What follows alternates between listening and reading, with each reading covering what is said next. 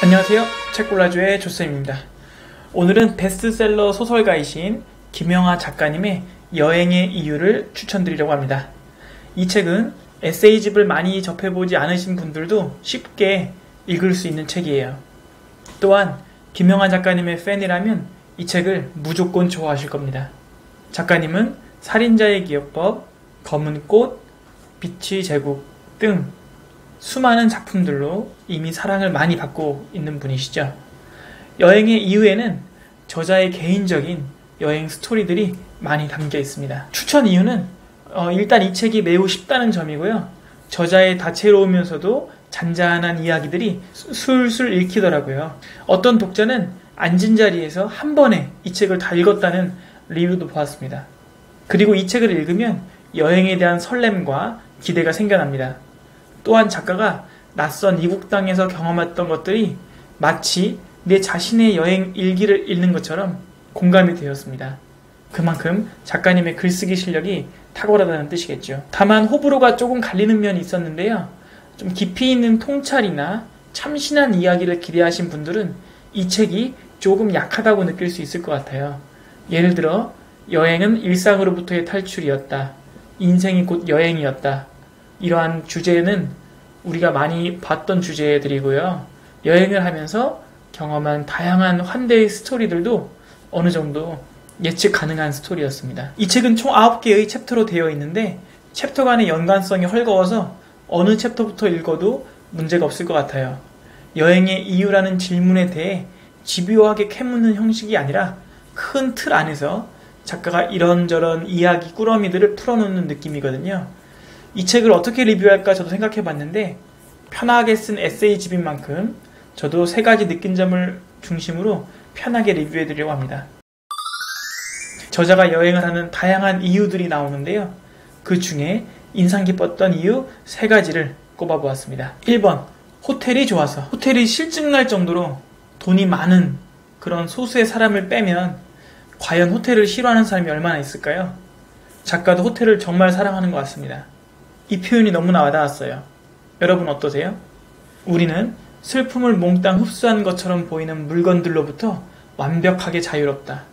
호텔의 방문을 열고 들어설 때마다 마치 새 집에 들어선 것 같은 설렘을 느낀다. 호텔에선 언제나 삶이 리셋되는 기분이다. 때로는 여행지가 어떤 지역이든 어떤 문화가 있든 또 어떤 사람들을 만나든 그런 다양한 이유들보다 그저 호텔에서 쉴 수 있다는 점 하나 때문에 여행이 좋진 않았나요? 호텔은 참으로 매력적인 장소인 것 같아요. 저자는 호텔에서 겪는 감정의 변화를 다음의 패턴으로 정리합니다. 참 공감이 되더라고요. 1번, 낯선 곳에 도착한다. 두렵다. 2번, 그런데 받아들여진다. 3번, 다행이다. 크게 안도한다.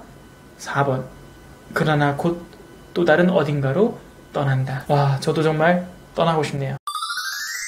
2번, 노바디, 썸바디가 되고 싶어서. 노바디와 썸바디에 관한 내용에서 작가의 통찰이 아주 빛났습니다. 여행은 우리의 이중적인 욕망을 너무나 잘 반영하는 행위거든요. 작가는 이렇게 표현합니다. 때로 우리는 노바디가 되어 현지인 사이에 숨으려 하고 또 썸바디로 확연히 구별되고자 한다. 여행의 이유에 대해 너무나 잘 표현하지 않았나요? 일상에서 우리는 너무나 많은 의무와 책임에 둘러싸여 있잖아요.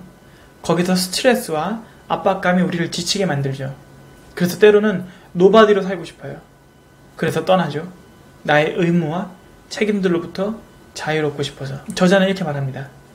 여행은 내가 누구인지 확인하기 위해서가 아니라 내가 누구인지를 잠시 잊어버리러 떠나는 것이 되어가고 있다. 그런데 막상 여행지에 도착하잖아요. 그럼 저자가 말한 것처럼 우리는 갑자기 노바디인 자신의 처지에 대한 불만이 생기기도 합니다. 뭔가 특별한 사람이 되고 싶었는데 여행지에서 우리는 그저 존재감이 없는, 언어도 안 통하고 또 문화도 안 통하는 노바디로 전락해버리거든요. 특히 저자는 국내에서 유명한 작가, 즉 썸바디죠. 그런데 외국에 갔더니 노바디로 전락해버리는 자신의 모습을 보며 여러 가지 감정을 느끼시는 것 같아요. 참 묘하죠? 썸바디가 되고 싶기도 하고 또 한편으로는 노바디가 되고 싶기도 하는 우리의 모습. 썸바디가 되어서 부담스럽다가 또 노바디가 되면 불만족스러운 우리 모습. 아무튼 저자는 이러한 우리의 이중성을 잘 표현하고 있는 것 같습니다. 저자는 이러한 이중성에 대해서 그리스 고전에 나오는 영웅 오디세우스와 외눈박이 괴물 키클롭스의 관계로 또 풀어나가는데요. 저는 개인적으로 이 부분이 제일 재밌었거든요. 여러분도 직접 이 책에서 오디세우스 이야기를 찾아보시면 더 재밌게 읽을 수 있을 것 같습니다. 3번, 소설이 곧 여행이어서. 소설가인 저자가 여행을 좋아하는 이유 중 하나는 여행과 소설의 공통점 때문인 것 같아요. 어떤 면에서는 소설이 곧 여행이고 또 여행이 곧 소설이죠. 책에 공통점들이 많이 나와 있더라고요. 예를 들어서 여행과 소설 모두 우리를 집중시키는 힘이 있어요. 우리는 여행에 집중하고 또 소설에 집중하죠. 또 여행과 소설에서는 그 모든 것이 유기적으로 연결되어 있는 느낌이에요. 잘 짜여진 소설에서는 군더더기와 같은 불필요한 경험이 없잖아요. 마찬가지로 여행에서도 모든 것이 의미 있고 가치 있는 경험이 되죠. 그리고 또 여행과 소설은 모두 시작과 끝이 있다는 점에서 같아요. 또 모든 것이 끝난 뒤에는 반드시 일상으로 복귀해야 되는 공통점이 있죠. 그래서 소설의 가장 재밌는 결말 부분에 이르면 또 여행에서 돌아오는 공항의 대합실에 있다 보면 아쉬움이 드는 것 같아요. 한편으로는 낯선 일탈을 끝내고 편안한 일상으로 돌아오고 싶기도 하면서요. 네, 책 나눠줘 이벤트를 시작하겠습니다. 여러분들에게 물어보고 싶습니다. 개인적으로 한적하게 쉬면서 독서를 만끽할 수 있는 그런 추천하고 싶은 여행지가 있을까요? 있으시다면 추천 좀 부탁드립니다. 한 분께 이 책을 선물로 드리도록 하겠습니다. 어떤 일을 할 때 이유를 묻는 것은 아주 좋은 습관입니다. 여러분 혹시 글쓰기를 연습하고 싶으시다면 이유를 가지고 글을 써볼 것을 추천드립니다. 이유는 엄청난 글감이자 동기부여가 되거든요.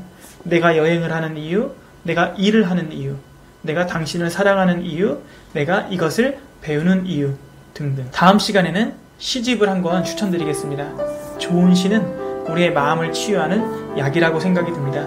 요즘 같은 시기에 우리의 마음이 치유될 필요가 있을 것 같아요. 그러면 다음 주에 뵙겠습니다. 감사합니다.